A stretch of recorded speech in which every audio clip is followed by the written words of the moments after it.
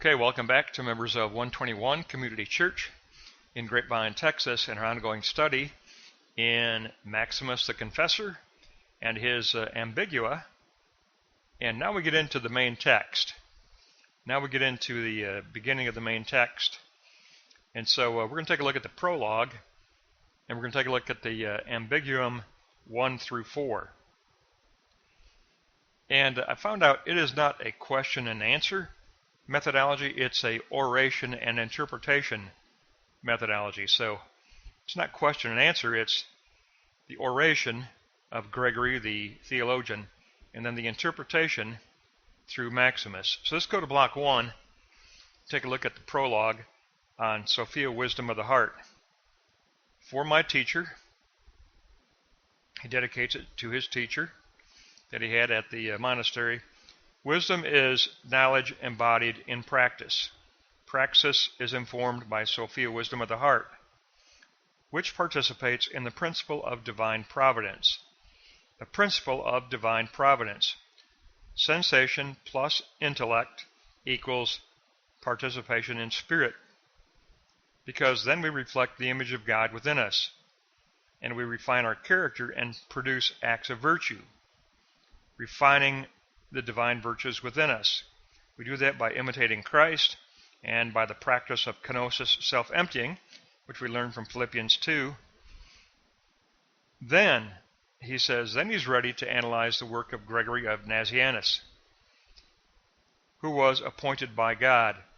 So he holds the theology of Gregory of Nazianzus in high esteem, but he is going to offer an interpretation. Appointed by God. The love of the passions must be negated so that we can hear the voice of the word, which transcends normal reason. So he says this is an endeavor that is beyond natural reason. And through obedience and assistance from the Spirit of Christ, he will do his best to comment on the theology of Gregory of Nazianzus, who is close to him in time. So in other words, he says he will take up the attitude of humility and prayerful meditation, and he will do his best to interpret and to answer these orations by Gregory of Nazianzus. And we begin with Ambiguum 1 and 2 in block 2. So in block 2 we begin with, and the way I've got it broken down, we're going to look at the oration, and then we're going to look at the interpretation, and we're going to follow this methodology all the way through.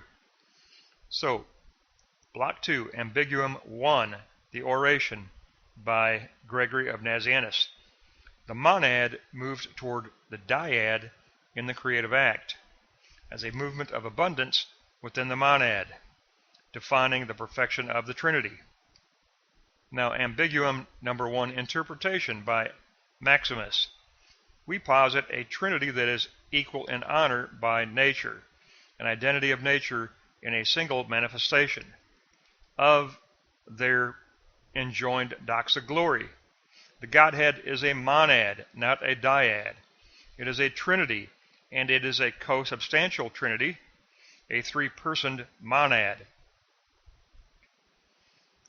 Now, Ambiguum number 2, the oration by Gregory.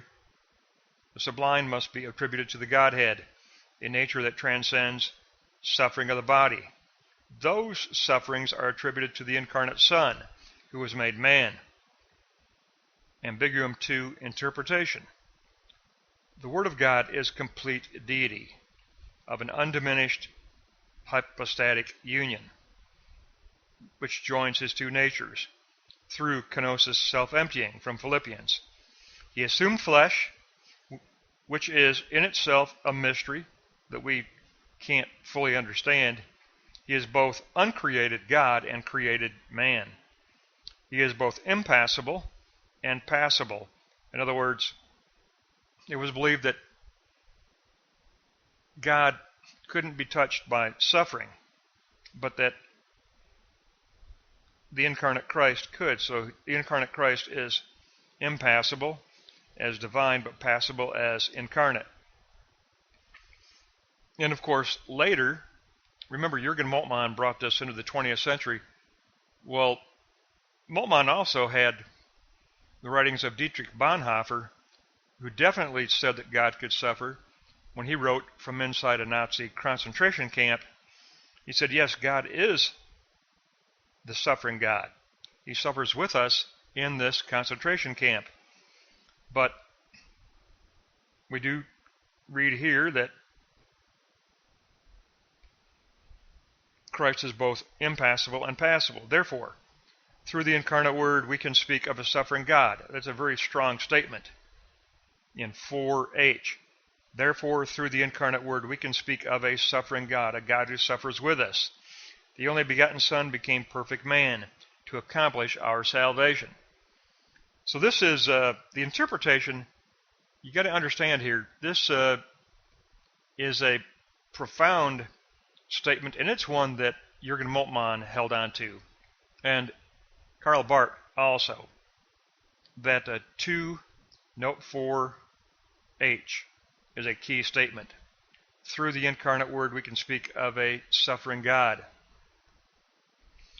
And that's something that was not understood fully, and so it needed to be articulated in the 7th century. Remember, this is the end of the patristic period. It's the end of the patristic age, and theology is finally entering into a more mature state of existence. So a very powerful statement there in the interpretation by Maximus in 2 note 4. Now block 3, we take a look at the Ambiguum 3 and 4. So let's go to Ambiguum 3, the oration by Gregory. Christ preexisted as incomposite. In the beginning he was without cause.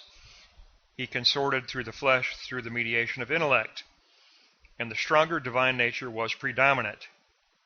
Ambiguum 3, interpretation by Maximus. The Word of God is beyond all time and every nature. He became composite in hypostatic union in order to save mankind, becoming subject to the passibility of the flesh. There you go, the ability to suffer. Becoming subject to the passibility of the flesh as God, visible in the flesh. The Word emptied himself through kenosis, that's from Philippians, becoming visible God. And the Word deified his flesh, theosis. Very powerful. Again, emphasizing that Christ teaches us that God suffers with us. And now let's move on and take a look at Ambiguum 4 oration by Gregory. Christ bore the whole of humanity in himself.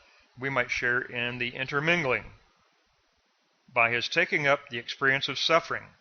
And he measures our suffering against his own. He understands our condition. He understands our sufferings. Key point. Now the Ambiguum 4 interpretation by Maximus. Christ is the giver of every commandment. Christ came down to our level as servant, clothed in flesh, clothed in passibility, the ability to suffer, through kenosis, through self-emptying. He is revealed as love. He is revealed as good. He bears humanity in himself through the hypostatic union.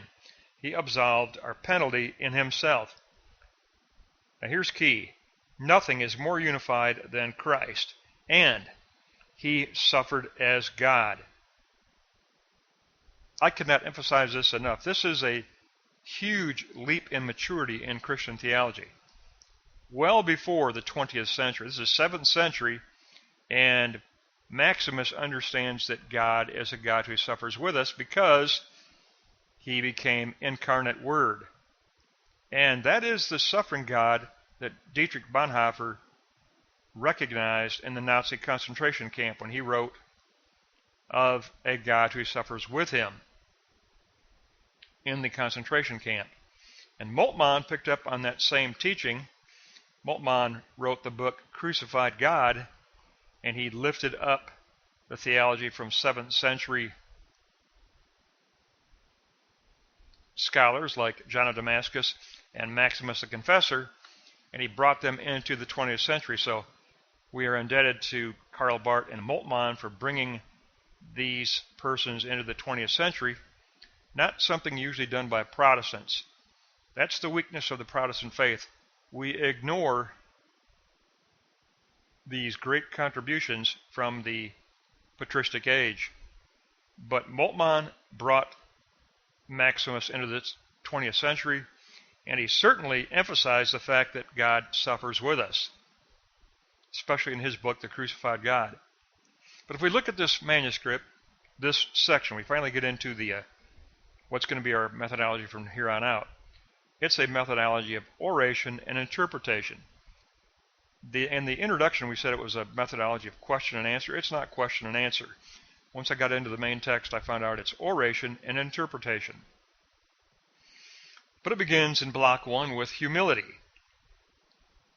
Maximus says that he must empty himself of all selfishness and all self-centeredness, and must negate the passion so he can hear the voice of the Word and do a proper job of interpreting Christian theology. So he begins with humility in block 1. Now block 2, we already know where we got to go in block 2. We got to go to note 4. And I'm going to read all of note 4 again.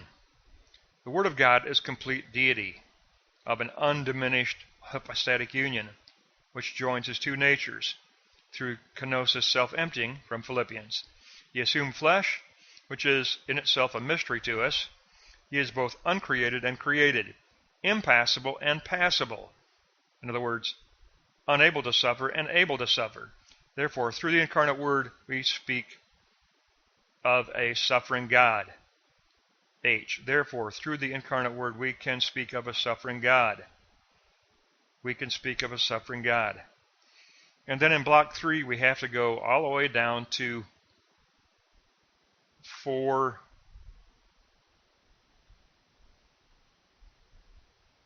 Let's go with 4H through J. He absolved our penalty in himself. Nothing is more unified than Christ through the hypostatic union. And through the hypostatic union, we can say that Christ suffered as God. Maximus affirms Jesus Christ as deity. He is co-substantial with the Father. And as deity, we can say that God suffered. God took the suffering of humanity into himself. He took the suffering of abandonment on the cross into himself. My God, why hast thou forsaken me? He took abandonment, the suffering of abandonment, into himself on the cross. So yes, this is well before the theology of Dietrich Bonhoeffer from the Nazi concentration camp. This is well before the theology of Jürgen Moltmann in his book, The Crucified God. This is 7th century theology that teaches us that our God is a God who suffers with us and who strives to lift us out of suffering because he is with us in our suffering. So, more than profound. I can't say enough about the beginning of the text. This is our first lesson in the actual text. We're going to use the same procedure from here on out. We're going to go from the oration by Gregory to the interpretation by Maximus. We're going to continue that procedure.